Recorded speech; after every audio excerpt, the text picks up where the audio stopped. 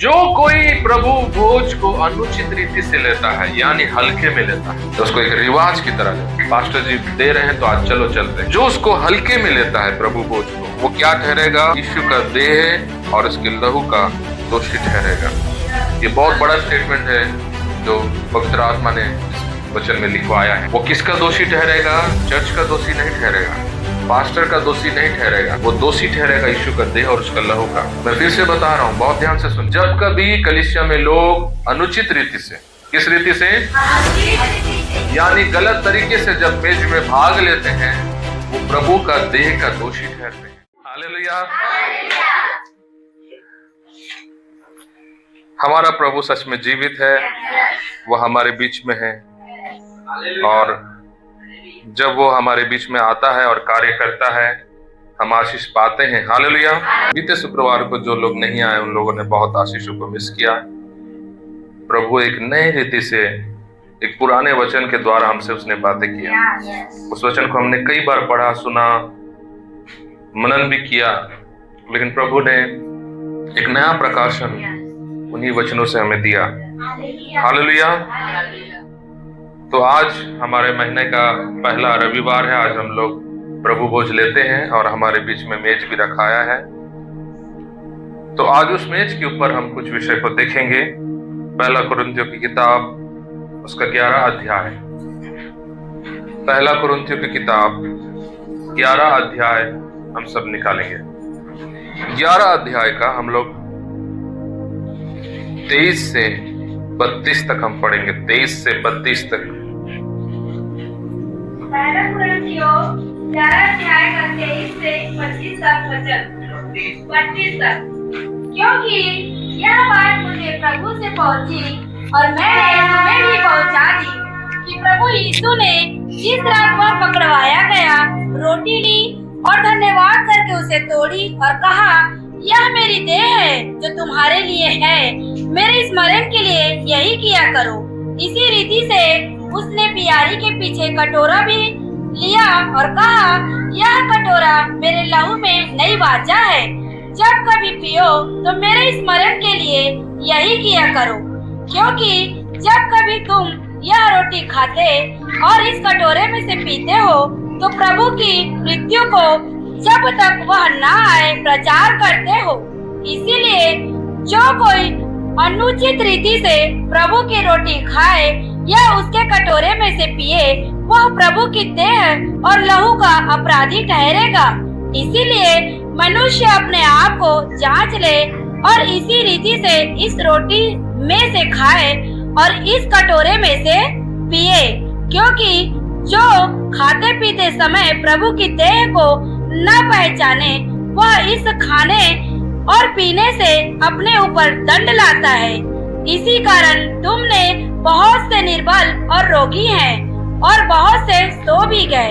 यदि हम अपने आप को जांचते तो दंड ना पाते, परंतु प्रभु हमें दंड देकर हमारी ताड़ना करता है, इसीलिए कि हम संसार के साथ दोषी न ठहरे। हालेलुया। जब हम प्रभु की मेज को देखते हैं, प्रभु भोज को, वो मेज हमको पुराने नियम की घटना को याद दिलाती है। पुराने नियम में जब इस्राएलियों को परमेश्वर ने गुलामी से निकाला था मिस्र से, उस रात परमेश्वर ने उन सभी को एक आदेश दिया कि आप सभी कोई, इजराइल में जितने भी लोग हैं, मेमने की हत्या करना और उसके खून को अपने घरों पर लगाना और उसके मांस को तुम लोग खाना।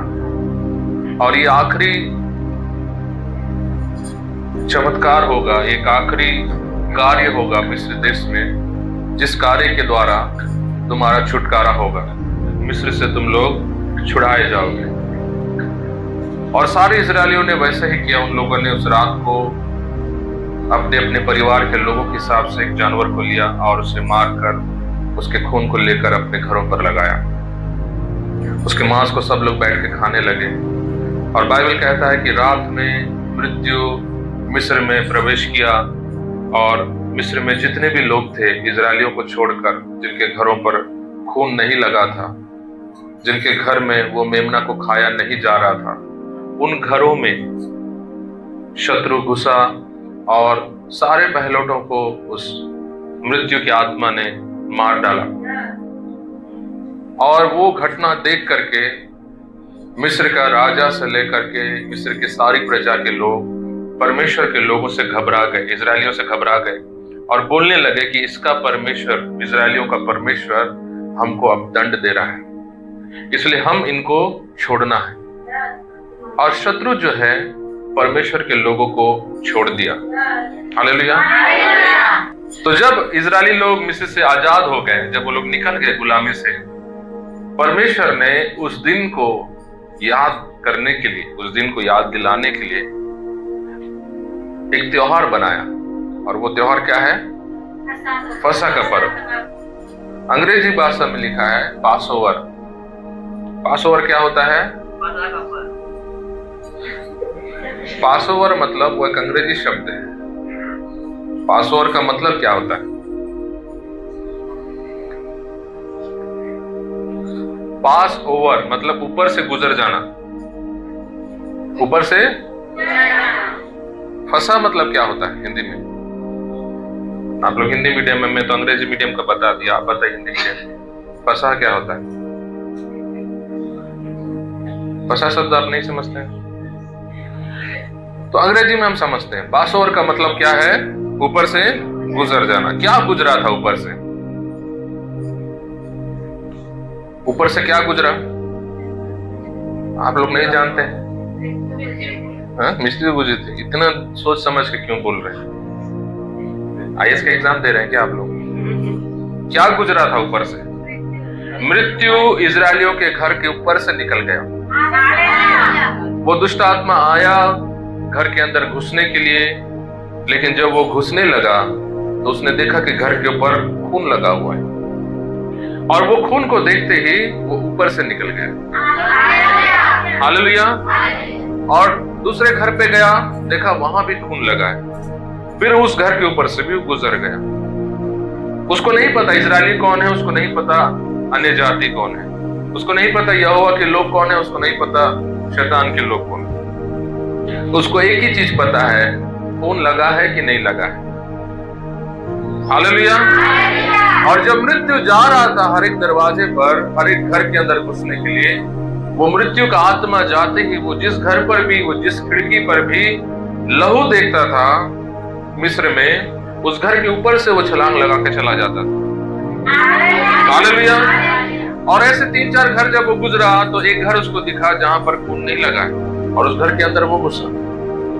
वो मृत्यु जब घुसा लोगों को पता नहीं था, क्योंकि आत्मा को आप देख नहीं सकते, मृत्यु को आप देख नहीं सकते। और मृत्यु जब मिस्र में घुसा घरों में तो लोगों को पता नहीं चला, लेकिन अचानक से रात को एक माँ के बाजू में जो बच्चा सोया है वो सांसें नहीं ले रहा है। उस माँ ने उठ के देखा अपने बच्चे को तो वो सांसें नहीं ले रहा है। उसको हिलाया डुलाया तो वो नहीं, जीवित है ही नहीं, खत्म हो चुका है। फिर वो रोना शुरू कर दी। उसका रोना सुन करके बाजू घर वाले उठ गए। क्या हो गया, बाजू वाले इतना जोर से क्यों रो रही है? और जब वो लोग सब उठे तो उस घर का जो आदमी था वो नहीं उठा, बाजू वाले घर का। वो बोले जी सुनो ना, बाजू घर से आवाज आ रहा है, क्या क्यों रो रहे, चलो तो करके। वो नहीं उठ रहा है। देखने से उसका आदमी खत्म हो गया है, क्योंकि वो घर का पहला उठा था। आपको मेरी बात समझ में आ रही है? मैं एक उदाहरण आपको दे रहा हूं। इस तरह से घरों में जो है लोग मृत्यु को देखे रात को, अपने घर के पहलौठों को, चाहे वो पिता हो या बच्चा हो या दादा हो, घर का जो भी पहलौठा था वो सब मर गए। और खून जो था उस रात लोगों की सुरक्षा किया। वो मेमना जो बलिदान हुआ वो लोगों का सुरक्षा किया। हालेलुया। परमेश्वर ने उस मेमने को बलिदान देने के लिए क्यों बताया? क्योंकि परमेश्वर इजरायलियों की तरफ से एक प्रायश्चित को रखा, एक मृत्यु को रखा। उसने बोला तुम ना मरो इसलिए एक जानवर को मारो, तुम्हारा मृत्यु उस पर डालो। आप समझ रहे हैं? आप उस कॉन्सेप्ट को समझने का प्रयास कीजिए। कॉन्सेप्ट हिंदी में हम क्या कहते हैं? धारणा जो होती है, अवधारणा, उसको समझने का प्रयास कीजिए। मृत्यु को ट्रांसफर किया गया। परमेश्वर ने अपने लोगों का मृत्यु को किस पर ट्रांसफर किया? एक मेमने पर, एक जानवर पर ट्रांसफर किया। और जब मृत्यु आया, उसने बोला ये घर का मृत्यु ट्रांसफर हो चुका है। हालेलुया। और वो घर को वो छू नहीं सका क्योंकि उस घर पर लहू लगा हुआ था। हालेलुया। और वो दिन जो था वो एक त्योहार के रूप में मनाया गया इजराइल में। हर साल इजरायली लोग कनान देश में आ जाने के बाद, वाचा के देश में आने के बाद, उस दिन को एक त्योहार की तरह वो लोग मनाते थे। हर साल में एक बार, जिसको वो लोग फसह का पर्व कहते थे। अंग्रेजी में लिखा है ऊपर से गुजरने वाला त्योहार। हालेलुया। मृत्यु ऊपर से गुजरा, नाश ऊपर से गुजरा। हालेलुया। हार ऊपर से गुजर गया, बंधने ऊपर से गुजर गई। हालेलुया। 400 साल की गुलामी ऊपर से गुजर गई। हालेलुया। और वो लोग एक आनंद के साथ मिस्र में दो तरीके के, या कहेंगे कि दो सिचुएशन वहां पर हमको दिख रहा था। एक तरफ मातम दिख रहा है, एक तरफ आनंद दिख रहा है। हालेलुया। एक तरफ कुछ हजार लोग मातम मना रहे हैं उनके घर में मरे हुओं का, एक तरफ कुछ लाखों लोग आनंद मना रहे हैं उनका छुटकारे का। हालेलुया। और यही होगा अंत के दिनों में। हालेलुया। अन्य जातियां मातम मनाएंगी, कलीसिया आनंद मनाएगा। हालेलुया। अंत के दिनों में कलीसिया उस लहू का सामर्थ्य को देखेगा। हालेलुया। ध्यान से सुनिए जो मैं आपको बातें बता रहा हूं, इसको लिख लीजिए अपने नोट्स में। अंत के दिनों में कलीसिया जो है उस सामर्थ्य को, लहू का वो ताकत को देखेगा। ये दुनिया उस लहू के द्वारा आने वाले दंड को देखेगा और कलीसिया जो उस लहू के द्वारा आने वाले छुटकारे को देखेगा। हालेलुया। ये होगा क्योंकि वो पैटर्न है। मिस्र में से इजरायलियों का निकलना, वो गुलामी में से निकलना, वो अंत के दिनों को दर्शाता है। वो लोग जब कनान देश में जा रहे थे, वो लोग शत्रु को हरा करके वो लोग जा रहे थे। हालेलुया। और वो लहू का सामर्थ यीशु के आने से पहले, कलीसिया को उठाए जाने से पहले, ये दुनिया भी उस लहू का ताकत को देखेगा। हालेलुया। जिन जिन शत्रुओं ने कलीसिया को सताया है, जिन जिन दुष्टात्माओं ने विश्वासियों को सताया है, जिस तरह परमेश्वर ने मिस्र के, उसने कहा मैं मिस्र के देवताओं को दंड दूंगा, उस तरह परमेश्वर अंधकार की दुनिया को दंड देगा, उनको रौंदेगा अपने पांव के नीचे। हालेलुया। और वो लहू का सामर्थ आप देखने के लिए उस लहू का प्रचार करना बहुत जरूरी है। हालेलुया। अपने पड़ोसी को बोलो यीशु का लहू का प्रचार होना बहुत जरूरी है। यीशु का लहू सिर्फ हमारे पापों को क्षमा करने के लिए वो नहीं बहाया गया। आप सुन रहे हैं? यीशु का लहू हमारे पापों को धोने के लिए वो सिर्फ नहीं बहाया गया, वो लहू बहाया गया हमको विजय दिलाने के लिए। वो लहू बहाया गया हमारे ऊपर से श्रापों को हटाने के लिए, हार को, उसको क्या बोलते हैं हम लोग, पराजय को हमारे ऊपर से गुजरने के लिए वो लहू को बनाया परमेश्वर ने। हालेलुया। वो उम्मीद जो उनके अंदर नहीं थी, इतने सालों की गुलामी देखते देखते वो लोग निराश में जी रहे थे कि काश हम शायद ही निकल पाएंगे इस गुलामी से, शायद ही हम कभी आजाद हो पाएंगे। वो लोग निराशा में थे, वो लोग हताशा में थे। लेकिन जब उस लहू का सामर्थ्य उन्होंने देखा, उनके सपने, ऐसा लगा कि मतलब वो लोग आंखों को खोलकर जागते हुए सपना देख रहे हैं। उनको यकीन नहीं हुआ। 400 साल से उनको दबा के रखने वाला, उनके ऊपर राज्य करने वाला व्यक्ति उनके सामने बेबस हो चुका है। उनके घर में लोग रो रहे हैं, उन लोग इतना दुखी में हैं, इतना हारा हुआ है, बेबस है। ये चीज को इजरायली लोग देख करके मुझे लगता है वो लोग यकीन नहीं कर पाए होंगे। लेकिन परमेश्वर असंभव को संभव करता है। हालेलुया। हालेलुया। वो मातम को आनंद में बदलता है। हालेलुया। उसके लहू के द्वारा, अपने लहू के द्वारा वो हमारे मातम को आनंद में बदलता है। हालेलुया। और वो फसह का पर्व जिसको इजरायली लोग मना रहे थे, जब यीशु आया उसने उस फसह का पर्व को एक नया रूप दिया। वो रूप था उसका मेज। हालेलुया। उसका फसह का पर्व एक नया रूप लिया, जिसको हम कहते हैं, अंग्रेजी भाषा में उसको कहा जाता है, एक शब्द है उसको कहा जाता है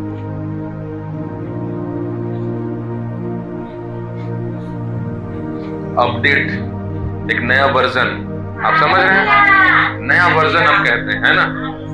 तो वो फसह का पर्व एक नया वर्जन में कलीसिया के सामने परमेश्वर ने रखा। लोग हर साल जानवरों को लेते थे और उसको मार कर, उसका खून बहाकर उस दिन को फिर से वो लोग दोहराते थे। इजरायली लोग उस दिन को फिर से ताजा करते थे, याद को, कि हमारे पूर्वज लोग ये काम करके वो लोग निकले। परमेश्वर ये बात उनको क्यों बताया कि हर साल तुम इसको मनाना? ताकि वो लोग क्या याद रह सके उनको याद रखने के लिए कि तुम्हारा परमेश्वर जीवित है, तुम्हारा परमेश्वर तुमको छुड़ा सकता है। हालेलुया। ये बात इजरायली कभी ना भूले कि परमेश्वर ही उनको छुटकारा दिलाया, परमेश्वर ही उनको निकाला है। ये बात वो लोग कभी ना भूले। ऐसे अचानक से नहीं हो गया। मूसा ने किसी को छुटकारा नहीं दिलाया, मेमने के लहू से वो लोग निकले। ये बात उनको याद रखवाने के लिए परमेश्वर ने उसको त्योहार बना दिया। हालेलुया। और कलीसिया भी ये बात को याद रखने के लिए कि उसके लहू के द्वारा हमारा जय होगा, उसके लहू के द्वारा हम विजयवंत होंगे, वो मेज हम लोग हर महीने जो है कलीसिया में लेते हैं। Hallelujah, hallelujah. इसलिए यीशु मसीह ने कहा, वो कहा, ये मेरा शरीर है जो तुम्हारे लिए तोड़ा गया। रात को मिस्र देश में इजरायली लोगों ने जो मेमना को खाया, बाइबल कहता है कि जानवरों के लहू से मनुष्य का पाप क्षमा नहीं हो सकता, लेकिन वो एक नमूना था। जैसे वो जानवर मरा, वो मेमना जिस तरह घात हुआ, हत्या हुआ, उसी तरह एक परमेश्वर का मेमना भी हत्या होना है। हालेलुया। और जिस तरह उन्होंने एक मेमने के मांस को खाया, उस तरह आने वाले दिनों में परमेश्वर के लोग भी मेमने का मांस खाना जरूरी है। Hallelujah, hallelujah. कुछ भी बदला नहीं है, अंधकार वही है, परमेश्वर वही है, उसके लोग वही है, लड़ाई वही है, विजय भी वही है। हालेलुया। आप जो भी अपने जिंदगी में परिस्थितियों को देखते हैं, आप जो भी परिस्थितियों को देखते हैं अपने जीवन में होते हुए, ये बात को जानिए कि आपका परिस्थिति वचन के बाहर नहीं है। अपने पड़ोसी को बोलो, आपका परिस्थिति वचन के बाहर नहीं है। तो यीशु मसीह ने कहा, मेरा शरीर खाओ, ये तुम्हारे पाप के लिए तोड़ा गया। 25 वचन में कहता है यीशु मसीह कि ये मेरे लहू में एक नई वाचा है, इसे जब जब तुम पीते हो मुझे स्मरण करते हो। 26 में कहता है यीशु मसीह, जब कभी तुम इस रोटी को खाते हो और इस कटोरे से पीते हो, तुम मेरे मृत्यु का प्रचार करते हो। हालेलुया। जब हम उसकी मृत्यु का प्रचार कर रहे हैं, क्या हम प्रचार कर रहे हैं उसकी मृत्यु के बारे में? क्या हम ये प्रचार कर रहे हैं कि वो आया और हमारे लिए बलिदान हुआ? क्या हम ये प्रचार कर रहे हैं कि वो हमारे पापों के लिए प्रायश्चित किया? कितने लोग आज प्रभु भोज में शामिल होने जा रहे हैं? अपना हाथ उठाइए। आप लोग जितने भी उसमें शामिल होने जा रहे हैं, ये वचन आपके लिए है। बहुत ध्यान से सुनिए, क्योंकि आगे जो मैं बातें बताने जा रहा हूं, हो सकता है आपको पसंद नहीं आएगा। बहुत ध्यान से सुनिए। जब तक तुम इस रोटी में से खाते हो और इस कटोरे में से पीते हो, तुम मेरे मृत्यु का प्रचार करते हो। हम यीशु का मृत्यु का प्रचार क्या करके करते हैं? आप लोग बता सकते हैं? सियाराम भाई, क्या करके करते हैं? जो मेरे जख्म में मरा, मेरे लिए मरा। और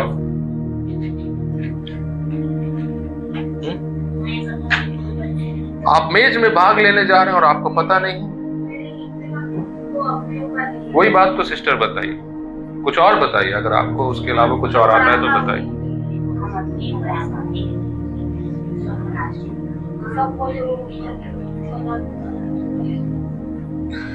जब हम यीशु के मृत्यु का प्रचार करते हैं, हम सिर्फ अपना पापों का, गुनाहों का प्रायश्चित का ही प्रचार नहीं करते हैं। यीशु का लहू एक तरफ हमारे गुनाहों को क्षमा करता है, एक तरफ वो हमको दया दिलाता है, एक तरफ वो हमको अनुग्रह दिलाता है। और उसी सिक्के का एक अलग पहलू भी है, यीशु का लहू हमको राज्य करवाता है, यीशु का लहू हमको विजय दिलाता है, यीशु का लहू हमको सामर्थ देता है। हालेलुया। हमको अधिकार में लाता है यीशु का लहू। हालेलुया। जैसे एक सिक्के के दो पहलू होते हैं, उसी तरह यीशु का लहू का भी दो पहलू है। एक पहलू जो हमारे ऊपर दया की बातें कहता है, जो हमारे ऊपर अनुग्रह की लाने की बातें कहता है, जो हमको पवित्र करने की बातें कहता है। उसी लहू का एक दूसरा पहलू है जो हमको शत्रु पर राज्य करने की बातें कहता है। हालेलुया। जो लहू हमको हमारे श्रापों के ऊपर, अंधकार के कामों के ऊपर अपना पांव को रखकर कुचलने की बातें कहता है। हालेलुया। हालेलुया। यीशु का लहू का जो वजन है, उसका जो महत्व है, कलीसिया से ज्यादा अंधकार को पता है, शत्रु को पता है। क्योंकि कलीसिया जो है वो आत्मिक से ज्यादा शारीरिक है। विश्वासी लोग आत्मिक से ज्यादा शारीरिक है।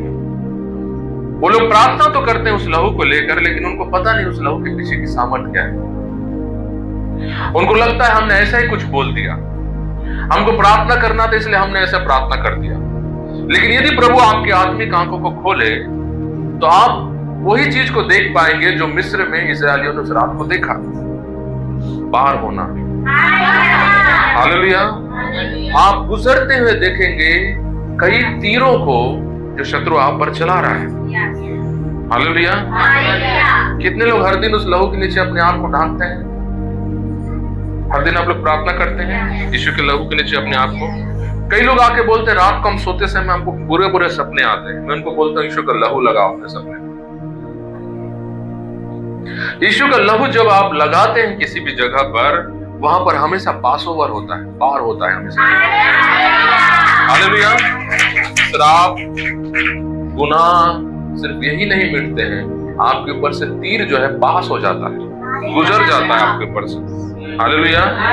हर दिन आप जो सपनों में देखते हैं कि आपके पीछे कोई शत्रु आपको दौड़ा रहा है, आप देखते हैं किसी ने आपको पकड़ लिया, आप देखते हैं कुछ आपके साथ दुर्घटना घट गई, आप उठकर क्या करते हैं?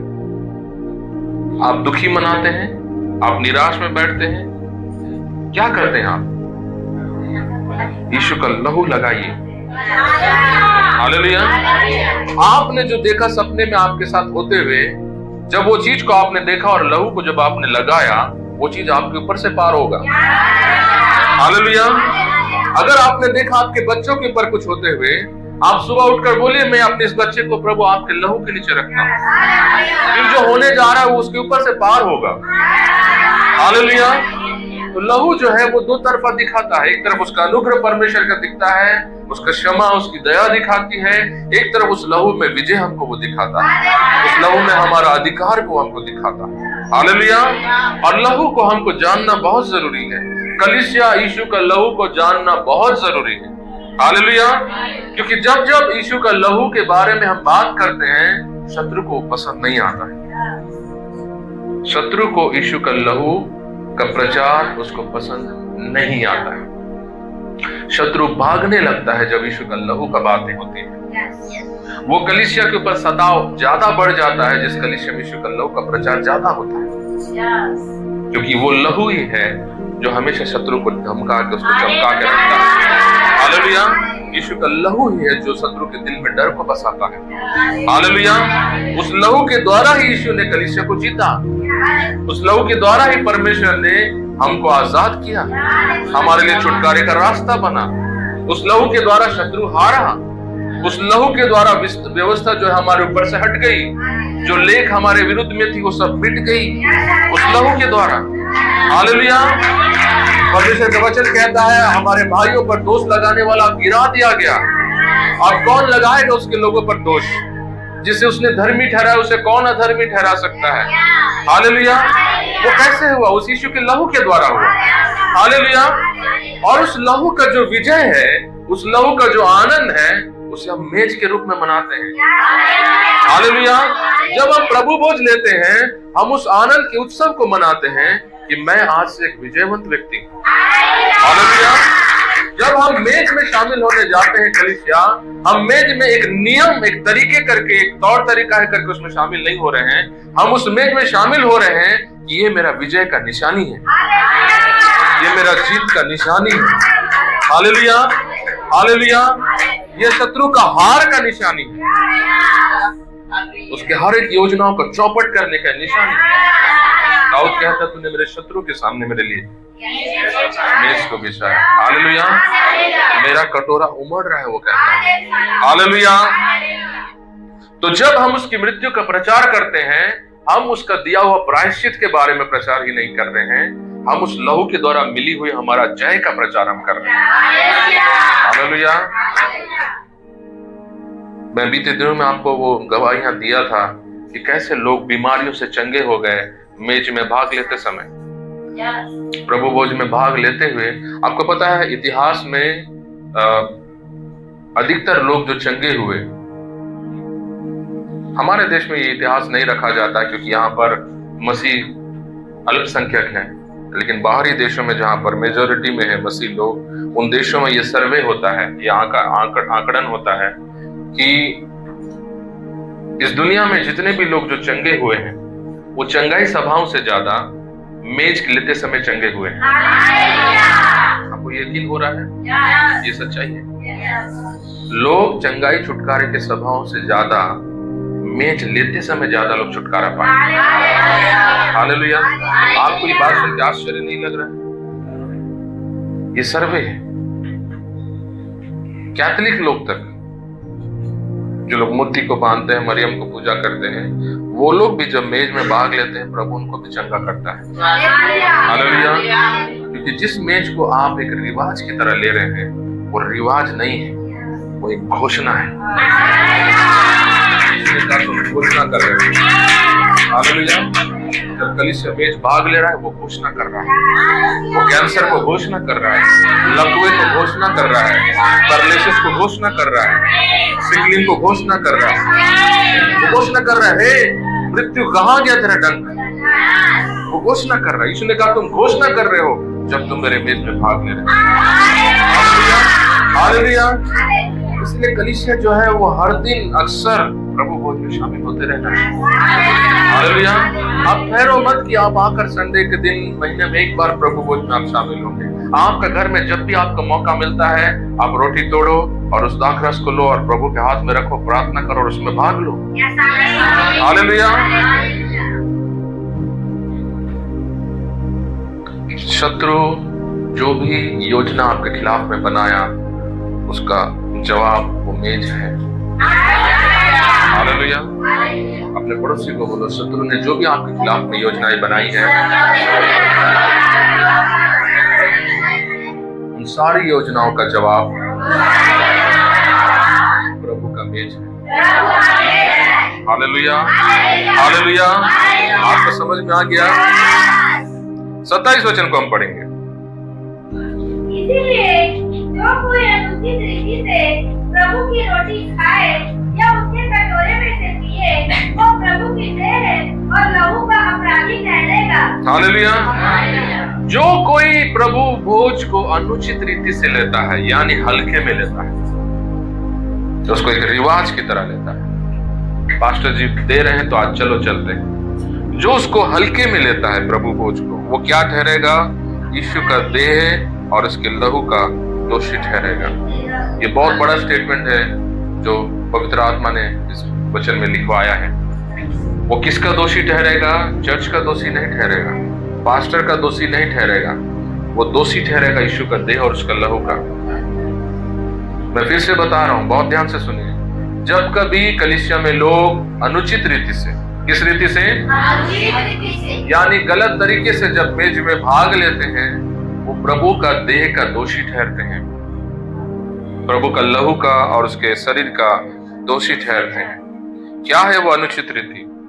अनुचित रीति होता है जब आप प्रभु का मेज को बिना समझे, जो बातें आज आपको सिखाई जा रही है, जो बातें बीते दिन में भी आपको सिखाई गई, जब आप उन बातों को बिना गौर किए, जब आप उन बातों को बिना मनन किए, आप सिर्फ ऐसे ही चले आते हैं और सीधा उस मेज में भाग ले लेते हैं, ये अनुचित रीति होता है। आप सुन रहे हैं? हमारे कलीसिया में जब कोई व्यक्ति प्रार्थना के आखिरी में आता था, प्रभु भोज के समय के पहले 10-15 मिनट पहले, हमारे पास्टर जी जो थे वो उनको कभी भोज नहीं देते थे, प्रभु भोज। हमारे कलीसिया में जो एल्डर्स होते हैं वो लोग प्रभु भोज लेकर के जाते हैं सबके सीट के पास। एक बड़ा हॉल है हमारा चर्च, तो सबके पास वो लेकर जाते हैं, और जिसको देखते हैं कि वो अभी जस्ट आया है चर्च में, उसके पास से गुजर जाते हैं, उसको देते नहीं। वो लेना भी चाहता है, उसको देते नहीं। ये क्या सिखाता है हमको?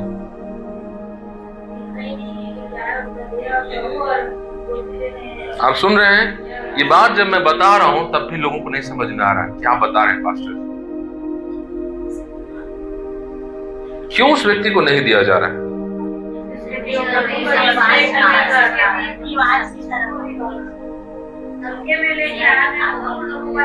उसके लिए वो सोच रहा है कि मैं मसीह हूं तो मेरे को आज खाना चाहिए, आज पीना चाहिए, इसमें भाग लेना चाहिए। उसको पता नहीं कि मुझे उसको आदर देना चाहिए, मुझे उस चीज को सम्मान देना चाहिए। हालेलुया। प्रभु भोज का मतलब होता है यीशु मसीह खुद। प्रभु भोज कोई वस्तु नहीं है, वो व्यक्ति है, वो उसका शरीर और उसका खून है। प्रभु भोज यीशु का खून और उसका शरीर है। आप लोग प्रार्थना करते हैं कि प्रभु मेरे को दर्शन दो, आपके सामने है। आप किसको देख रहे हैं? आप किसको देख रहे हैं? आपका आंख बंद है, आपको यीशु दिख नहीं रहा है। यही होता है अनुचित रीति से लेना। आपका आंख खुला नहीं कि आप किसके सामने खड़े हैं। आप उसको एक वस्तु की तरह ले रहे हैं, एक रीति की तरह, एक रिवाज की तरह ले रहे हैं। आपको लग रहा है उचित रीति से लेने का मतलब होता है आंसू बहा बहा के प्रार्थना करो, नाक से रेमंड बह जाए, आदमी चिल्लाते रहे, प्रभु मैं पापी हूं, मुझ पर दया कर प्रभु, बोल करके उसमें भाग लेना। ये उचित रीति से, ये बकवास है। अगर आपको यीशु नहीं दिखा, आप अनुचित रीति में जी रहे हैं। उस मेज में भाग लेते समय आपको यीशु दिखना है। आपको ये पता होना है कि मैं अपने यीशु को खाने जा रहा हूँ। हालेलुया। जब यीशु मसीह ने कहा अपने चेलों से कि मेरा मांस खाने की वस्तु और मेरा खून पीने की वस्तु है, यूहन्ना का 6 अध्याय हम लोग देखेंगे। यूहन्ना का, हम वापस आएंगे कोरिन्थियों में, लेकिन यूहन्ना के 6 अध्याय में हम जाएंगे। यूहन्ना का 6 अध्याय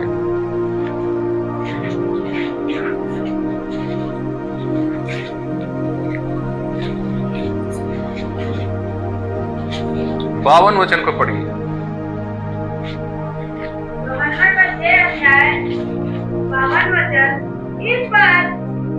इस पर यहूदी यह कहकर आपस में झगड़ने लगे, यह मनुष्य कैसे हमें अपना मांस खाने को दे सकता है।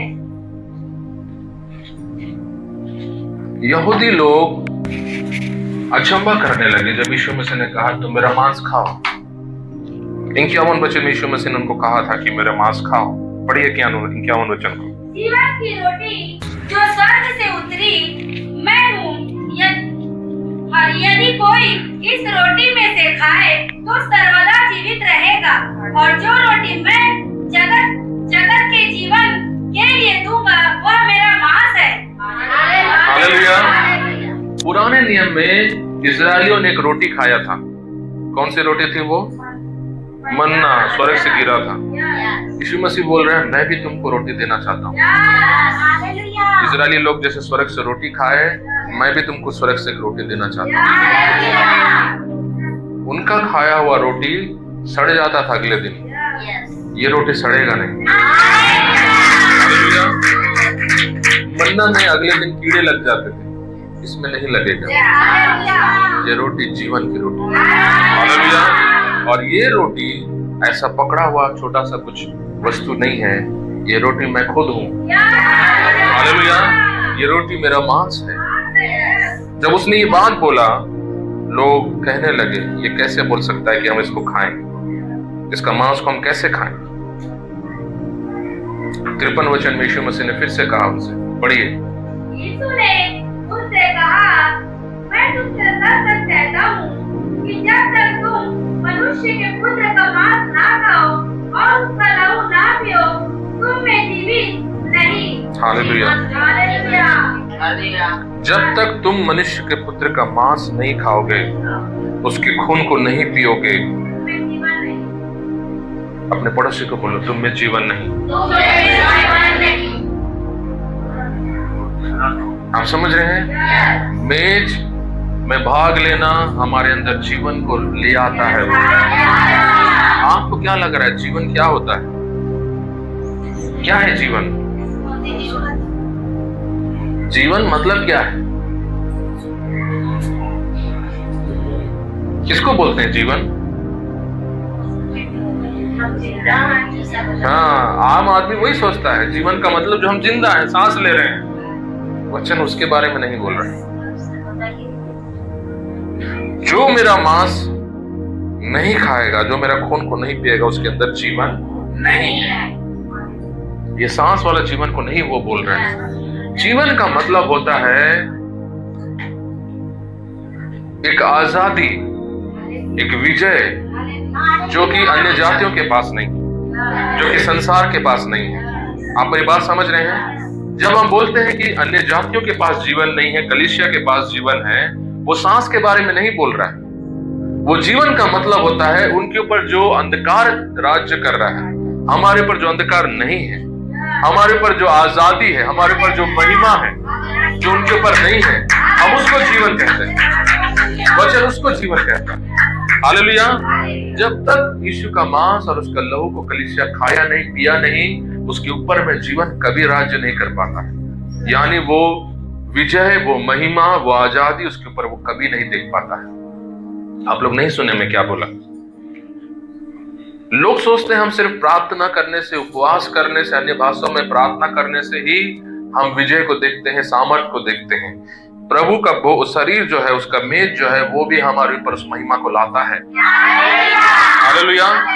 उस जीवन के पीछे में उसका शरीर, उसका लहू जो है, वो भी एक कारण होता है।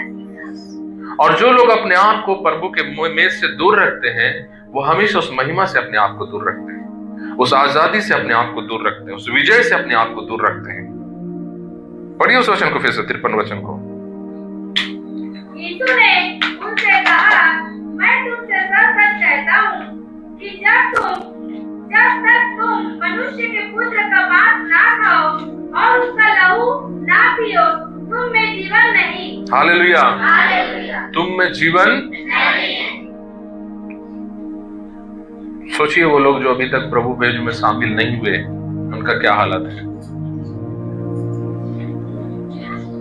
जो लोग बपतिस्मा नहीं लिए, उनको लग रहा है कोई रिवाज है, जीवन नहीं है आपके पास। बीते दिन में, पिछले साल में ग्रुप में कलीसिया में अनाउंसमेंट भी किया था कि कौन लोग बपतिस्मा नहीं लिए, लेना चाहते, हम नया साल में लेंगे। कोई रिस्पॉन्स नहीं आया। आप जीवन से दूर जी रहे। यीशु ने साफ साफ कहा, जो मेरा मांस नहीं खाया, लहू नहीं पिया, तुम में जीवन नहीं है। 54 वचन को पढ़ेंगे। जो मेरा मांस खाता और मेरा लहू पीता है, अनंत जीवन उसी का है। अनंत जीवन उसका है। हालेलुया। अनंत जीवन उस व्यक्ति का है जो उस मेज में शामिल होता है, उस व्यक्ति का नहीं है जो उस मेज में अब तक शामिल नहीं हुआ। आप समझ गए? यह रिवाज नहीं, यह अभागापन है। अगर आप अभी तक बपतिस्मा नहीं लिए, आप अभी तक मेज में अगर शामिल नहीं हुए, आप वंचित हैं अनंत जीवन से। अनंत जीवन सिर्फ प्रभु को ग्रहण करके नहीं होता है, उसके मेज में शामिल भी होना है। आगे आप देखेंगे यीशु मसीह ने उस मेज के बारे में क्या कहा। और मैं उसे अंतिम दिन फिर जिला उठाऊंगा। हालेलुया। उसका कहना है यीशु मसीह का कि जो उसके शरीर में भाग लेता है, उसके खून में भाग लेता है, जो उसके मांस को खाता है, उसके खून को पीता है, पहला बात उसने कहा, उसमें जीवन रहता है। पहला उसने क्या कहा? आपको समझ में आ गया? जीवन ये सांस के बारे में नहीं बोला जा रहा है। जीवन का मतलब आप श्रापों से आजाद जिंदगी जी रहे हैं। जीवन का मतलब अधलोक आप पर राज्य नहीं कर पा रहा है। जीवन का मतलब दुष्ट आत्माएं आपके ऊपर कब्जा नहीं कर पा रही है। आप समझ गए? ये जीवन है। मैं फिर से बोलूं कि आपको समझ में आ गया जीवन का मतलब क्या है। सांस के बारे में नहीं बोला जा रहा है। पहला, अगर जो उसके मेज में भाग नहीं लेता, उसके पर जीवन नहीं रहता है। दूसरा, जो उसके मेज में भाग लेता है, उसका अनंत जीवन है, यानी वो वहां का विरासत पा जाता है। प्रभु का राज्य, उसका घर में उसका नाम वहां पर हो जाता है। हालेलुया। तीसरा उसने कहा, मैं उसको जिलाऊंगा। तीसरा यीशु मसीह ने क्या कहा? जो उसके मांस को खाता, उसके लहू को पीता है, प्रभु उसको जिलाएगा। जितने भी लोग अभी जो सो गए हैं, प्रभु में जो मर गए हैं, उन्होंने जो उसके मेज में शामिल हुए, उसके देह में, उसके खून में, जब यीशु तूरी फूका जाएगा, जब यीशु आएगा अपने कलीसिया को उठाने के लिए, ये उसका वचन कहता है, मैं उनको जिलाऊंगा। अगर आप उसमें शामिल नहीं हुए, आपको कौन जिलाएगा? आप वहीं रहोगे। ये वायदा है परमेश्वर का कि मैं उसे जिलाऊंगा उस दिन। हालेलुया।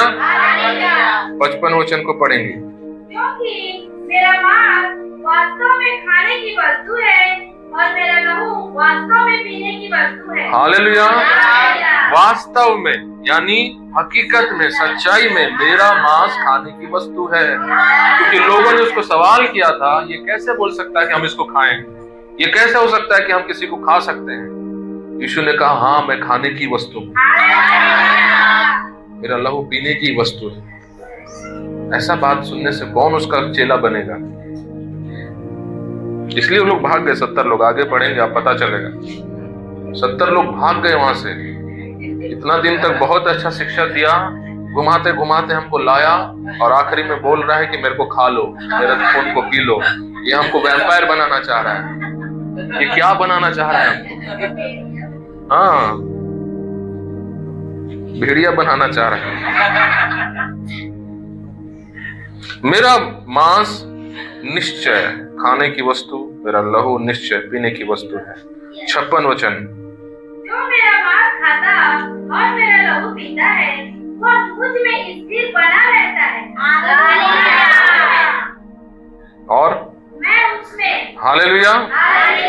जो लोग प्रभु भोज में शामिल होते हैं, उसके मेज में शामिल होते हैं, यीशु का और हमारा एक हम हो जाते हैं उसके साथ। यीशु ने कहा, वो मुझ में रहते हैं, मैं उनमें रहता हूं। हालेलुया। आप समझ गए? यीशु आप में रहता है, आप यीशु में रहते हैं। कब यह होता है? ये दोनों का मिलन कब होता है? जब हम मेज में शामिल होते हैं। हालेलुया।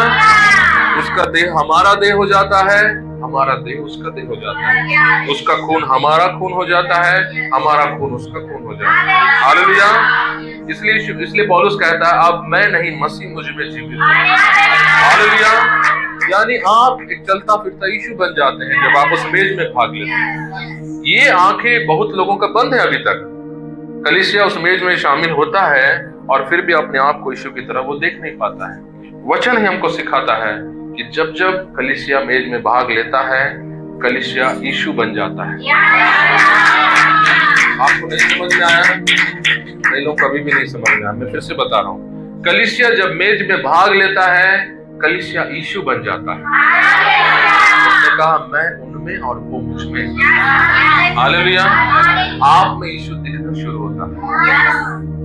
मेज में भाग लिया हुआ व्यक्ति, उसका शरीर उसका खुद का नहीं रहता, यीशु का हो जाता है। उसका खून उसका नहीं, यीशु का हो जाता है। हालेलुया। इसलिए आप बीमारों पर हाथ रखने से भी चंगे होते हैं, क्योंकि यह हाथ यीशु का हो जाता है। हालेलुया। आपका खून के ऊपर आपके माँ बाप का बीमारियां राज्य नहीं कर पाता। जो आपके दादा दादी से जो बीमारियां चली आ रही थी, वो आप पर नहीं आता है, क्योंकि आपका खून को बदला गया। जब आप मेज में भाग लिए, आपका खून का बदलावट हुआ। यीशु का खून को आपने लिया। हालेलुया। उसका शरीर को आपने लिया। 57 को पढ़ेंगे। जैसा जीवते पिता ने मुझे भेजा और मैं पिता के कारण जीवित हूँ, वैसा ही वह भी जो मुझे खाएगा मेरे कारण जीवित रहेगा। हालेलुया। जो उसके मांस को खाएगा, उसके खून को पिएगा, वो जीवित रहेगा। क्या है जीवित रहना? हालेलुया। वो नहीं समझ में आते मुझे लग रहा है पवित्र आत्मा यहीं तक सीमित है, लग रहा है वहां नहीं जा रहा है, लग रहा है। हाँ? क्या करते हैं आप लोग पवित्र आत्मा को? क्या करते हैं भगत भैया? वो टिका बन नहीं जाते पवित्र आत्मा। उतनी रुक गए लगत है, रुक गए का तुम्हारे को नहीं आते पवित्र आत्मा जय प्रकाश नहीं आते तो लग आते कैसे आते बता, जवाब नहीं निकले थे काकर मुंह से। क्या है यीशु मसीह ने कहा मेरे कारण क्या रहेगा, जीवित रहेगा। कौन सा जीवित रहने के बारे में? आपका जो सांस चल रहा है उस जीवित रहने के बारे में बोल रहा है। अंधकार आप पर हुकूमत नहीं करेगा, हालेलुया। मृत्यु आप पर राज्य नहीं करेगा।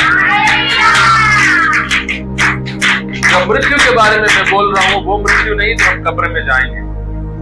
कई लोगों को लगता है कि हम नहीं मरेंगे, हम सब जो है हजारों साल तक ऐसे ही बाबा बन के जिंदा रहेंगे। ऐसा लग रहा है कि आपको मृत्यु जो बाइबल बोलता है वो इस मृत्यु के बारे में बात नहीं कर रहा। वो मृत्यु एक श्राप, एक अंधकार के आत्मा के बारे में बात कर रहा है। मृत्यु एक नरक के बारे में बात कर रहा है। पहला मृत्यु इस दुनिया में है और दूसरा मृत्यु जो न्याय के दिन होगा, वो अनंत मृत्यु जो रखा गया है, वो जो अधोलोक, वो जो नरक का जो ताकत रखा गया है, वो मृत्यु आप पर राज्य नहीं करेगा। हालेलुया। ये मिट्टी को इस दुनिया में जाना है, इस संसार से निकलना है। परमेश्वर ने हमारे लिए जो मृत्यु है वो इसीलिए बनाया ताकि वो हमको उद्धार दे सके। ये मृत्यु हमारा पराजय को नहीं दर्शाता है, यह हमारा उद्धार को दर्शाता है, हमारा छुटकारे को दर्शाता है। इन लोगों को ये बात मालूम है? मालूम है तो नहीं मालूम? मालूम है? आप बता दो। हाँ, नहीं समझे तुम। हमारा जो मृत्यु है वो हमारा ये दुनिया में जो हमको दफन किया जाएगा डिब्बा में रख के, वो हमारा पराजय को नहीं दर्शा रहा है, वो हमारा विजय को दर्शा रहा है। कैसे? अगर अदन की वाटिका में परमेश्वर हमको जीवन का फल खाने दे देता आदम को, तो हम कभी नहीं मरते। आप सुन रहे हैं? परमेश्वर ने अदन की वाटिका में जब आदम हवा ने पाप किया, उसने उनको उस बगीचे से हटा दिया और लिखा एक करूब को, स्वर्गदूत को उसने रख दिया वहां पर एक तलवार लेकर, और वो उस वृक्ष की रक्षा करने लगा, जीवन के वृक्ष को, ताकि मनुष्य आकर उसमें से ना खा ले। वो क्यों रक्षा किया? अगर पाप की दशा में मनुष्य उस वृक्ष को खा ले, पाप की दशा में, पाप करने के बाद, परमेश्वर की महिमा को खोने के बाद, श्राप को कमाने के बाद, मृत्यु को पाने के बाद, अगर वो उस जीवन के फल को खा ले, तो वो हमेशा के लिए श्राप की दशा में लॉक हो जाएगा। क्या हो जाएगा? पीछे जा रहा है पवित्र आत्मा, आखिरी तक लीला सिस्टर तक जा रहा है, आवाज जा रहा है पीछे तक। क्या होगा? मनुष्य कौन सी दशा में लॉक हो जाएगा? लॉक हो जाने से क्या होगा?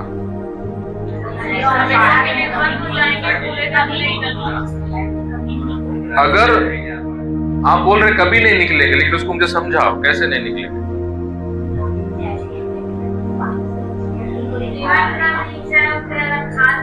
आपने कभी सोचा है कि परमेश्वर जो हमको मन फिराव के लिए बुलाता है, हम जो गलतियां करते हैं तो हमको बोलता है मन फिराव, मैं तुम्हें क्षमा करूंगा, उसने लूसीफर को कभी नहीं क्षमा किया? कभी आपने सोचा है? परमेश्वर ने दुष्ट आत्मा को कभी क्यों मन फिराव का मौका नहीं दिया? उन स्वर्गदूतों को जो गिर गए स्वर्ग से, उनको क्यों मन फिराव का मौका नहीं दिया? कि उनके लिए पाप की क्षमा क्यों नहीं रखी गई है? हम गिरते हैं तो हमको परमेश्वर क्षमा करता है, वो गिरे तो उनको क्यों क्षमा नहीं किया? आप कभी सोचे हैं? कितने लोग सोचे हैं? मात्र 5 लोग, 4-5 लोग ही हाथ उठा रहे हैं, बाकी लोग क्या कर रहे हैं? आप लोग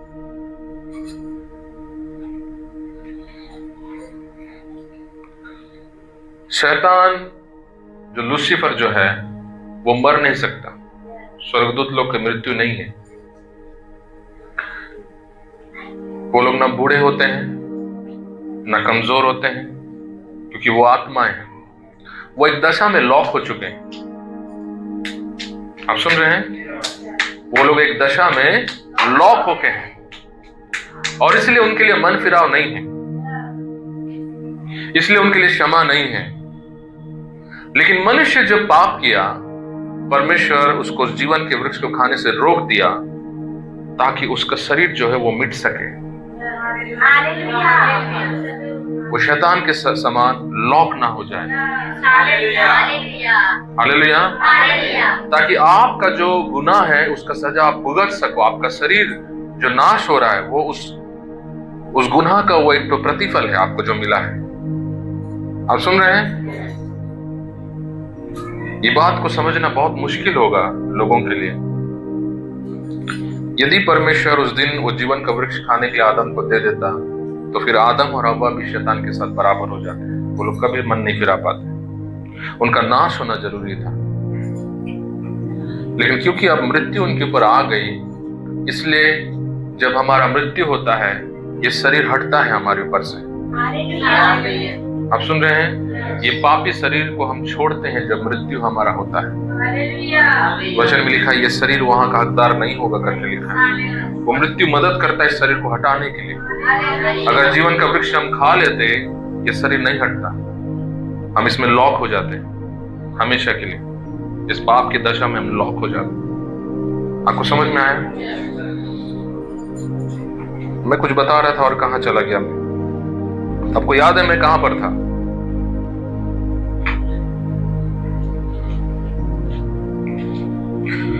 तो यीशु मसीह ने कहा जो कोई मुझे खाएगा वो मेरे कारण जीवित रहेगा। हालेलुया।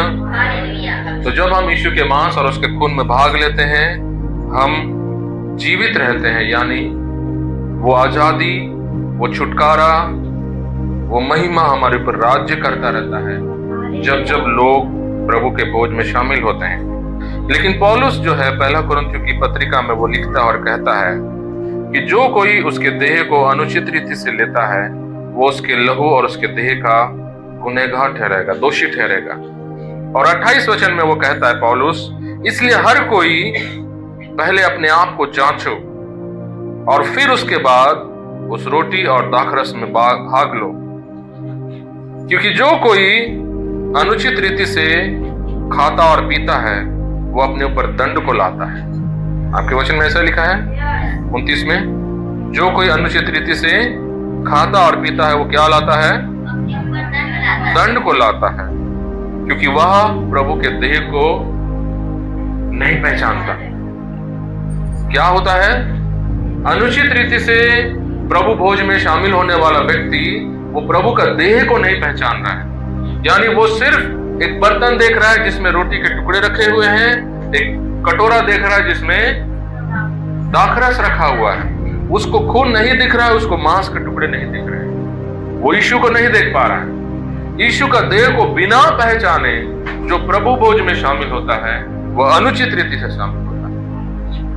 परमेश्वर का वचन हमको दो चीजें ऐसे बताती है, अगर उन दो चीजों में हम जी रहे हैं तो हम प्रभु भोज में शामिल नहीं होना चाहिए। दो कारण परमेश्वर का वचन हमें देता है जो मैं भी आपको वचन से दिखाऊंगा। अगर वो दो कारणों में अगर आप जीवन जी रहे हैं आप मेज में शामिल नहीं होना चाहिए। पहला कारण होता है अनुचित रीति से भाग लेना।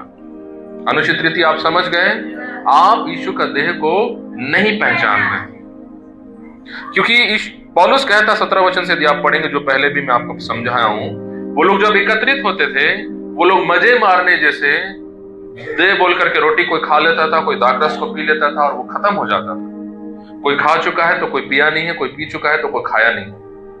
सभी को समान रीति से वो मेज परोसा नहीं जाता था।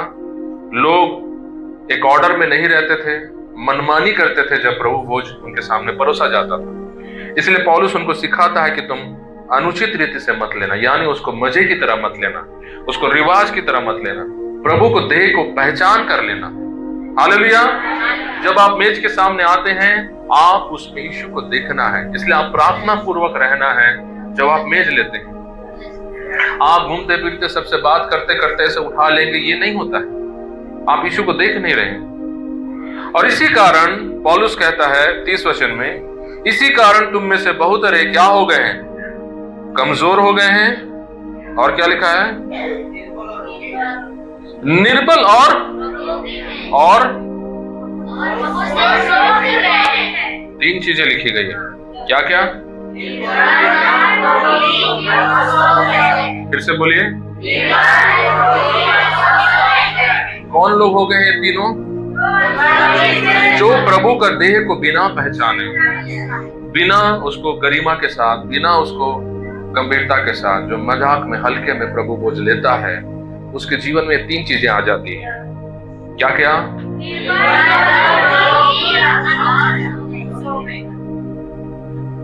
निर्बल मतलब समझ रहे हैं, आपका आत्मिक जीवन कमजोर हो जाता है। जो अभिलाषाओं के ऊपर आप जीतना था, आप उधर हारना शुरू करते हैं। विश्वास का स्तर आपका डाउन हो जाता है, आपका प्रेम कमजोर हो जाता है, आपका समर्पण बढ़ने के बजाय आपका समर्पण घटने लगता है। मेरी बात आप सुन रहे हैं कि नहीं? आप संघर्ष कर रहे हैं, मैं प्रभु मेरे को क्यों नहीं उठा रहे हो, प्रभु मेरे को क्यों अभिषेक नहीं कर रहे हो, प्रभु मेरा प्रार्थना इतने सालों से क्यों नहीं सुन रहे हो, मेरे को मदद करो प्रभु, मैं एक समर्पण जीवन जीना चाहता हूं, मैं क्यों नहीं जी पा रहा हूं? कि आप जब भी मैं जाता था, आप उसको देखो बिना पहचाने शामिल होते थे। आप बलवान होने के बजाय आप कमजोर हो रहे हैं। ये सीक्रेट आपको कोई नहीं बताएगा, आज ये सीक्रेट सुनकर जा। आप सोच रहे हैं कि आपके हाथ पर हाथ रख के प्रार्थना कर देगा पास्टर, आपको सामर्थ्य मिल जाएगा, आप आत्मिक जीवन में बढ़ जाओगे, और आप प्रभु भोज के समय आकर उसके देह को बिना पहचाने उसमें भाग लेते हो। पास्टर की प्रार्थना काम नहीं करेगी आपके जीवन पर। अगर आपको अनुग्रह चाहिए, पवित्र आत्मा आपको उठाना है, उस देह को आपको आदर देना पड़ेगा, उसका मेज को आपको देखना पड़ेगा कि यीशु वहां पर है। हालेलुया। आपको पता है कैथोलिक लोग जो मूर्ति पूजा करते हैं, मरियम का और यूसुफ का, वो लोग पेंटिकोस्टल लोगों से ज्यादा प्रभु भोज को आदर देते हैं। जब उनके सामने मेज रखा जाता है ना, वो लोग उसको यीशु करके बुलाते हैं। कैथोलिक लोग मेज को यीशु करके वो लोग उसको संबोधित करते हैं। पास्टर बेनियन बता रहे थे, वो एक कैथोलिक चर्च में गए थे और उनका परवरिश कैथोलिक बैकग्राउंड में हुआ है। वो पहले कैथोलिक थे और कैथोलिक से वो पेंटिकोस्टल में आए, और कैथोलिक में आने के बाद कैथोलिक लोग जो होते हैं वो कैथोलिक लोगों को ही प्रभु भोज देते हैं, वो दूसरे पेंटिकोस्टल्स को कभी मेज से नहीं देते हैं। तो क्योंकि पास्टर बेनियन कैथोलिक से आए थे, इसलिए उनको एक दिन कैथोलिक चर्च वाले इनवाइट किया अपने चर्च में, और उनके घर पे उनके चर्च में गए थे और वहां पर उनको बोले कि आप मेज में शामिल होइए, आइए हम लोग आज मेज ले रहे करके। तो वो वहां पर बैठे थे, और जब पास्टर बेनियन वहां बैठे हुए थे प्रार्थना में, मेज जो उनका जो फादर थे, जो वहां पर एक महिला थी, वो वहां पर जो है बर्तनों को सब निकाल रही थी, रोटी सब निकाल रही थी, चर्च सब लोग बैठे हुए थे और पास्टर बेनियन अपने घुटनों पर बैठकर प्रार्थना कर रहे थे। वो बता रहे थे, जब मैं आंख बंद करके मैं परमेश्वर की तरफ प्रार्थना कर रहा था, तो मेरे हाथों के पास जो है एक कपड़ा जो है वो टकराया। जब वो प्रार्थना कर रहे थे, आंचल जैसे किसी का साड़ी का टकराया, तो उन्होंने सोचा कि वो जो पास्टर है, जो महिला पास्टर कैथोलिक चर्च की, वो आई होगी उनके पास और उनके सामने से गुजर रही होगी, तो उनका हाथ को लगा होगा। सोच के वो थोड़ा पीछे हट गए और फिर पीछे होकर प्रार्थना कर ही रहे, तो फिर से उनको टकराया आंचल। तो उन्होंने सोचा कि ये पास्टर मेरे पास आ रही है तो मुझे देना चाह रही होगा। उन्होंने आंख खोला तो देखा उनके सामने कोई नहीं था।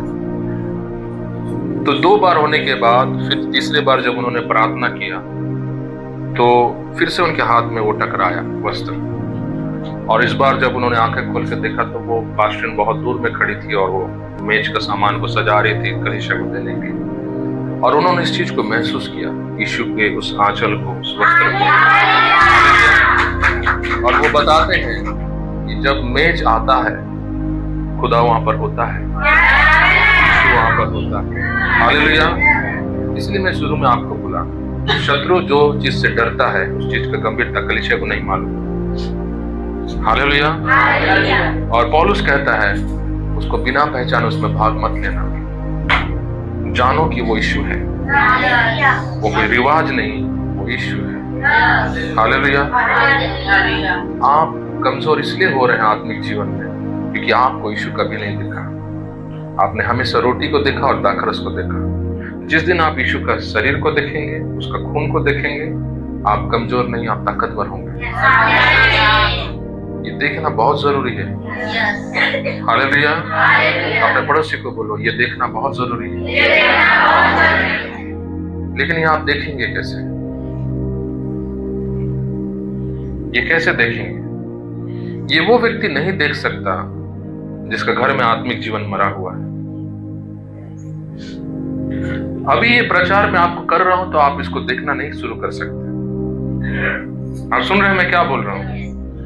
मैं जो प्रचार कर रहा हूं इसको आप अपना दिमाग पर जोर डाल करके मैं यीशु को देखूंगा, ये ऐसा नहीं हो सकता। अगर आपका रिश्ता यीशु के साथ मरा हुआ है, घर में आप 15 मिनट 20 मिनट आधा घंटा सिर्फ प्रार्थना करते हैं, आप देख नहीं सकेंगे यीशु को। एक और बात मैं उसमें जोड़ना चाहूंगा, अगर आप कलीसिया में सिर्फ प्रभु भोज वाले दिन ही आते हैं, आप कभी यीशु को नहीं देख पाएंगे। बहुत साल पहले मैं झारड़ी में बात बताया, कलीसियाओं में मैं बचपन से देखते आ रहा हूं, कई विश्वासी लोग हैं जो महीने के 4 सप्ताह नहीं दिखेंगे, लेकिन प्रभु भोज वाले सप्ताह वो जरूर आते हैं। ये बात एक दिन में झारड़ी में बताया था। उनको लगता है कि प्रभु भोज वाले दिन यदि हम कलीसिया जाकर उसमें भाग ले लें, हम धन्य हो गए, हम आशीष पा गए। ये क्या मानसिकता है? ये क्या सोच है?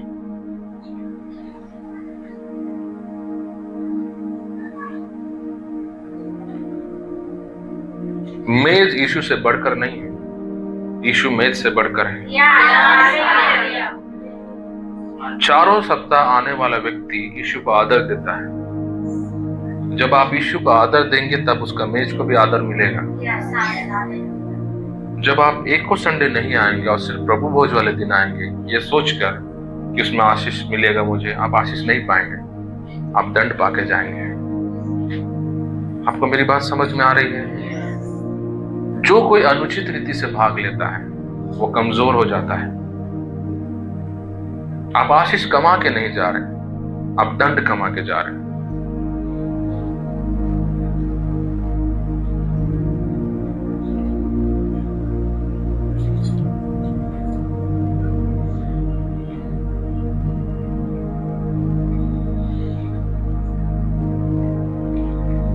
एक सवाल मैं आपसे करना चाहता हूं, क्या दुष्ट आत्मा हर विश्वासी को डरता है? कितने लोग कहते हैं हर विश्वासी को दुष्ट आत्मा डरती है? हाथ उठाइए। कितने लोग कहते हैं दुष्ट आत्मा हर विश्वासी को डरती है? कितने लोग कहते हैं हर विश्वासी को नहीं डरती दुष्ट आत्मा? उठाइए, यहाँ पे आपको कोई फांसी पे नहीं लटकाएगा। आपका हाँ हाँ हो ना हो बाइबल सिखाता है। ये जो ऐसे रखने वाले लोग हैं ये शैतान के लोग हैं।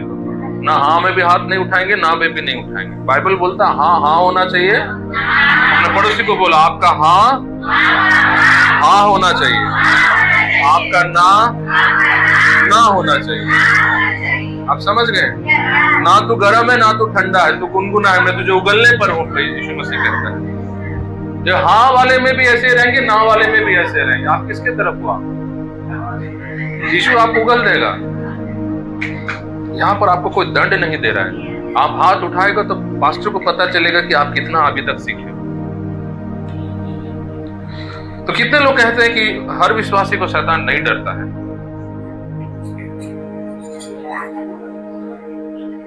ठीक है, नीचे कीजिए। अब कितने लोग कहते हैं कि हर विश्वासी को शैतान डरता है?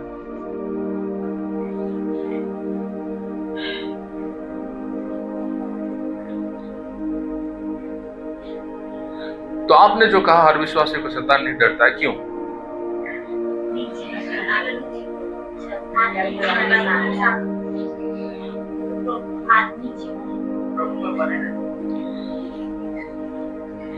वो जो विश्वासी के अंदर जो महिमा, जो सामर्थ, जिसको देखकर शैतान डरता है, वो इसलिए डरता है क्योंकि वो व्यक्ति प्रभु के साथ चल रहा है, यीशु के साथ वो जी रहा है। लेकिन जो विश्वासी प्रभु में रह करके भी खैनी माकुर दबा के दिन भर काम में जाकर के काम कर रहा है, घर आके गाली बक रहा है, लड़ाई झगड़े कर रहा है, नशा पान कर रहा है, उसको शैतान कभी नहीं डरेगा। दुष्ट आत्मा उससे कभी नहीं डरेंगे। वो बीमारों पर हाथ रखेगा, वो बीमारी उसको आ जाएगी। दूर रहो, आप कभी बीमारों पर हाथ मत रखना अगर आप कचरा में जीवन जी रहे हो। मैं आपको सावधान कर रहा हूं। अगर प्रभु के साथ आप सही से नहीं चल रहे हो, कभी दुष्ट आत्मा को मत भगाना। वो आपके घर में घुसेगा, उसका घर से निकलेगा, आपके घर में आ जाएगा। कभी बीमारों पर हाथ मत रखना। आप समझ रहे हैं? तो हम कहते हैं कि हर विश्वासी से शैतान नहीं डरता है, क्योंकि विश्वासी जीवन में सामर्थ हर किसी में नहीं होता है, उस लोगों में होता है जो प्रभु के साथ चलते हैं, जीते हैं। हालेलुया। तो जिस तरह सामर्थ और अंधकार पर प्रभुता हर विश्वासी के जीवन में नहीं रहता, उसी तरह मेघ से आशीष भी जो है वो हर विश्वासी पर नहीं आता। उसी तरह लहू का जो आशीष है, लहू से आने वाली, मेघ से जो आने वाली जो विजय है, वो हर विश्वासी पर नहीं दिखता। जिस तरह शत्रु को डराने के लिए, जिस तरह अंधकार पर प्रभुत्व करने के लिए विश्वासी को परमेश्वर के साथ चलना पड़ता है, उसी तरह मेघ से आशीष पाने के लिए आपको यीशु का आदर करना पड़ेगा। उसका देह को आपको पहचानना पड़ेगा। यीशु का देह, ध्यान से सुने मैं जो बोल रहा हूं, यीशु का देह महीना का पहले संडे में नहीं पहचाना जाता। अपने पड़ोसी को बोलो, यीशु का देह महीना के पहले रविवार को नहीं पहचाना जाता। आपको लगा होगा कि संडे के दिन ही पहचाना जाएगा करके, वो हर दिन आप पहचानना है। हालेलुया। वो हर दिन जो आप उसका देह को पहचान रहे हैं, संडे आते समय वो आपके लिए हकीकत दिखता है।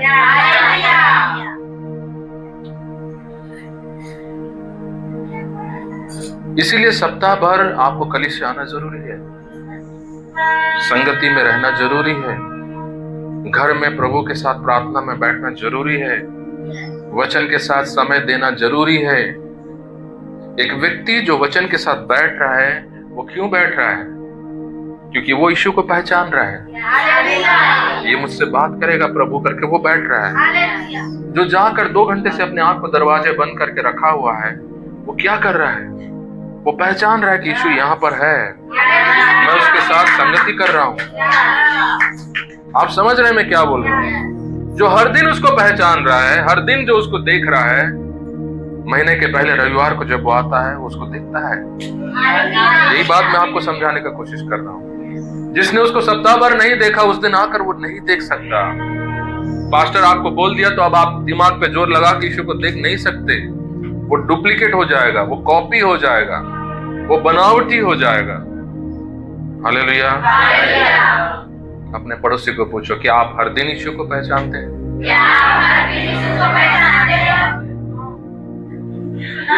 फिर से पूछिए,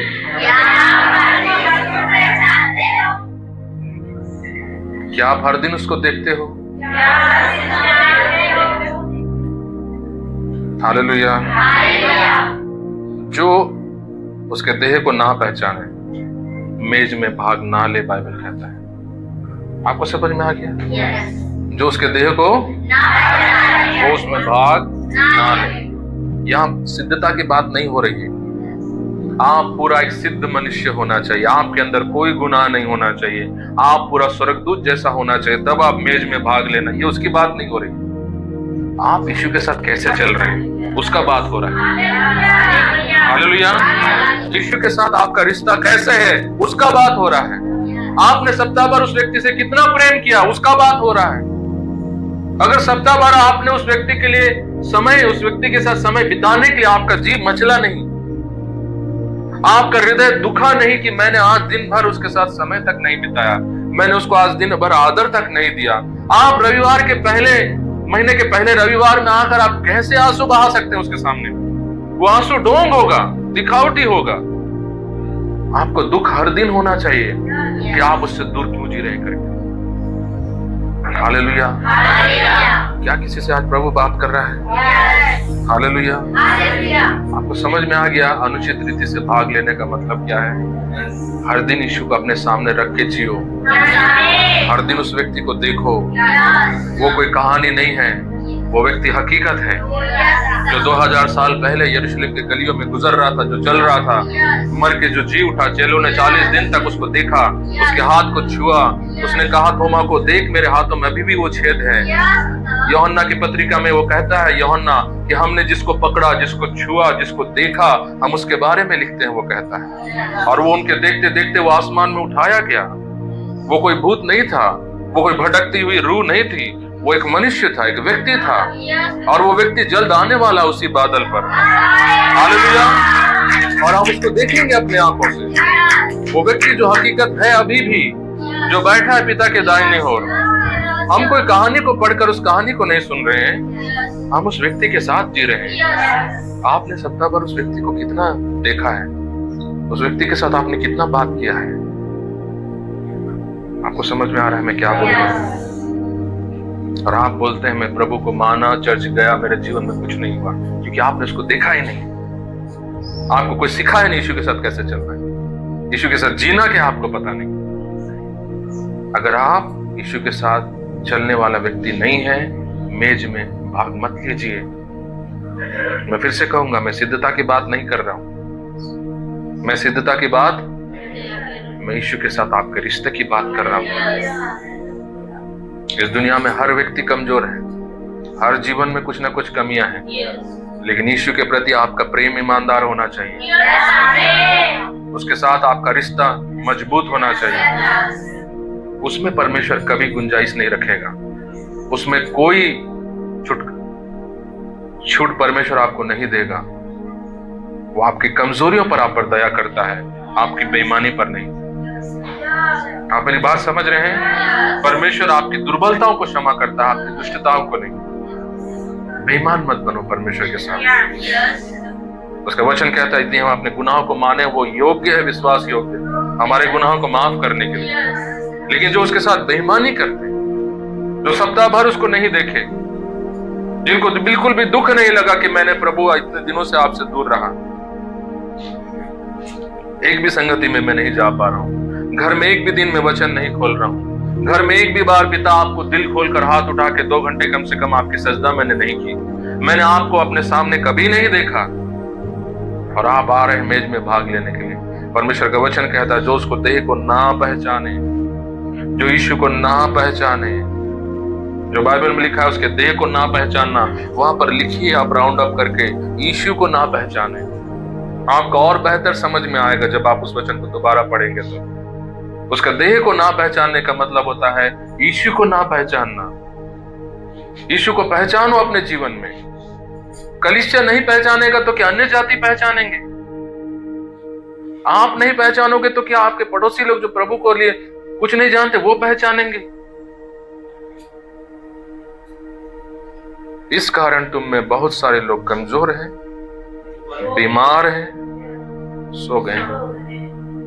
आपके ऊपर आत्मिक कमजोरी आ जाती है, आपके ऊपर बीमारियां आ जाती है। जो मेज आपको छुटकारा देना चाहिए, वो मेज आपको बीमारी देता है। आप सुन रहे हैं?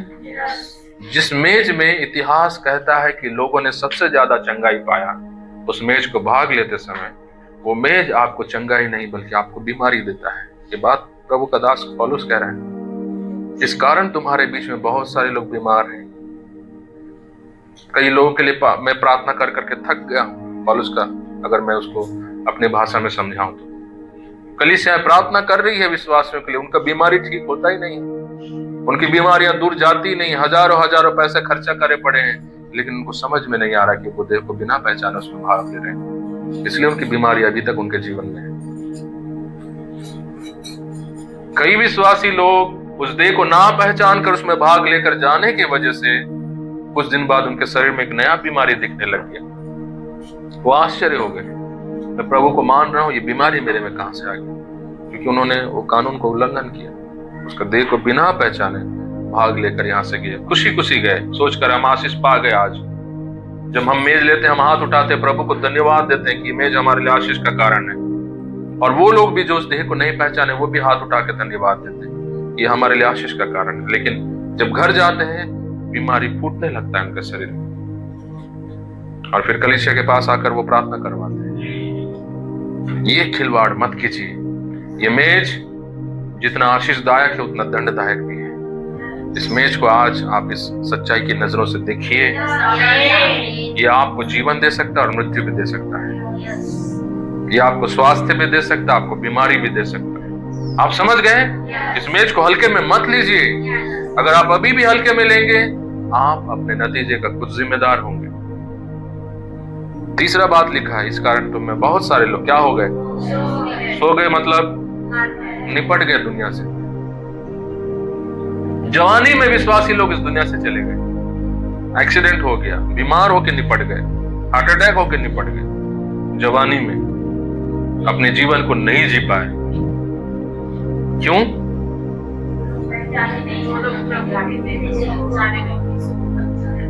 एक ही चीज में से दोनों निकल रहे हैं। आप देख रहे हैं, जीवन भी, आशीष भी, दंड भी, चंगाई भी, बीमारी भी। ये आपके ऊपर है। अपने पड़ोसी को बोलो, ये आप पर निर्भर करता है कि आज आप यहां से क्या लेके जाओगे। फिर से बोलिए,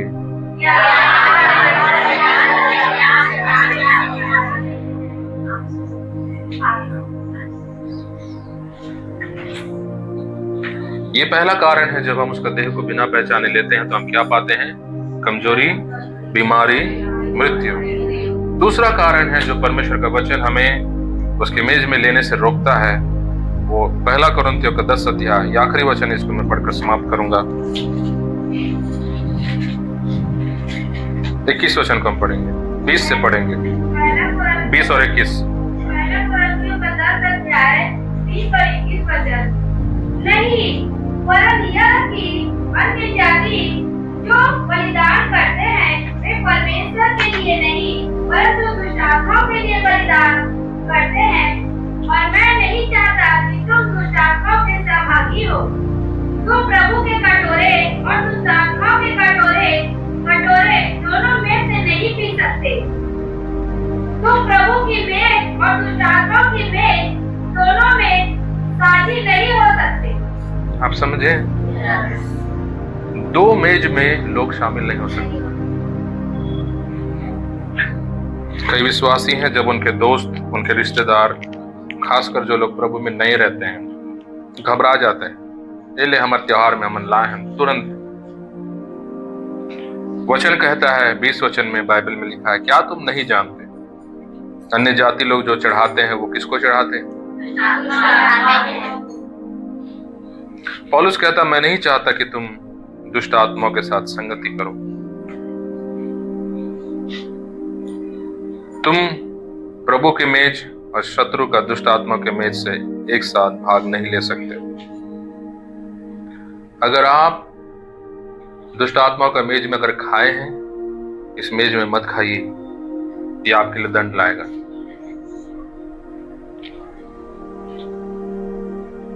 इसलिए जो ये जो शिक्षा है ना, कोई देता है उसको ऐसे पकड़ लो, उसको बैग में डाल लो, जाते समय रास्ता में फेंक दो, वो दुष्ट आत्मा के मेज से उठा हुआ चीज है। वो बाइबल बताता है, आप उसको पकड़ के रखे छुपाओगे।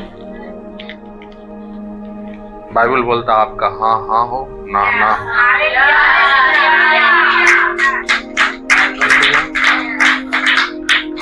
मैं नहीं बोल रहा आप दूसरे को अपमानित करो, उनको दुखी करो, लेकिन आप इतना बोलो, मैं नहीं लूंगा।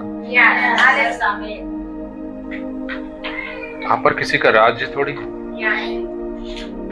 क्या आपका मर्जी नहीं है? आप दुनिया में डर के जी रहे हैं किसी को, आप मना नहीं कर पाएंगे। परमेश्वर का वचन को पढ़ो और जानो, शत्रु का मेज से हम कभी नहीं उठा सकते। और उस मेज को जो खाता है, ये खासकर ज्यादातर हम देखते हैं कैथोलिक चर्चेस में, क्योंकि मैं भी शुरू में कैथोलिक चर्च से आया हूं, और हम लोग देखते हैं वहां पर कि अन्य जातियों में हर चीजों में लोग शामिल हो जाते हैं, हर चीज को खा लेते हैं, और फिर प्रभु भोज में भी आकर शामिल हो जाते हैं। वे प्रभु के देह के साथ खिलवाड़ कर रहे हैं, उसके मेज का अनादर कर रहे हैं। कई विश्वासी हैं जो अब भी डर में हैं, भय में जीते हैं। क्या पता मेरे घर के लोग मुझे छोड़ देंगे, ठीक है बोल के झोंक लेते। उसको झोंकने वाला इसको नहीं झोंकना चाहिए। अपने पड़ोसी को बोलो, उसको झोंकने वाला मेज को कभी नहीं झोंकना चाहिए। आपको समझ में आ गया? Hallelujah, hallelujah. आइए हम सब अपने स्थानों पर खड़े हो जाएं।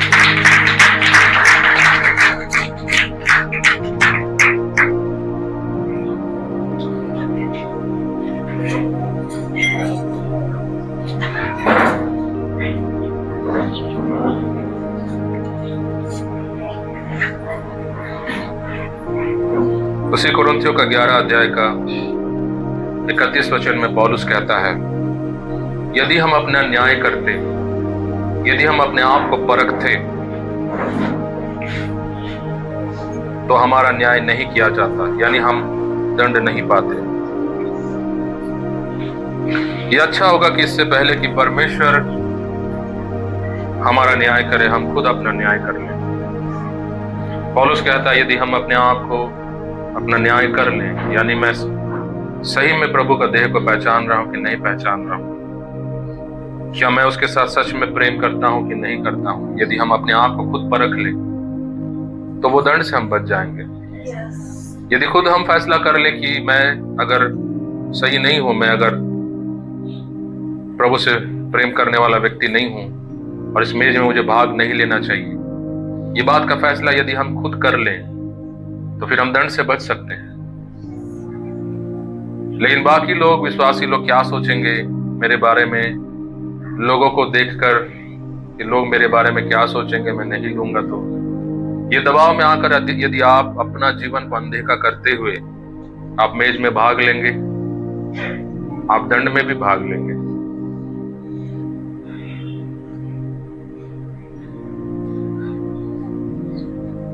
यीशु का देह को क्या आप पहचानने वाला व्यक्ति हैं? आज इस बात को जांचिए अपने अंदर। क्या आप सच में यीशु से प्रेम करते हैं? क्या आप जब अपने घर में रहते हैं या अपने कार्यस्थान में जब रहते हैं, क्या वो व्यक्ति आपके हृदय में होता है? क्या उसके प्रति आपका मन लगा रहता है? जब आप घर में खाली पीली रहते हैं, आप मोबाइल में डूब चुके रहते हैं, या आप उसके हुजूरी में डूब चुके रहते हैं? क्या आप अपना जीवन भर, अपना दिन भर का समय अपने लिए निकालते हैं कि यीशु के लिए देते हैं? मेज के सामने आने से पहले पौलुस कहता है, यदि हम अपने आप को जांच लें तो हम दंड नहीं पाएंगे। ये जांचने का समय है अपने आप को।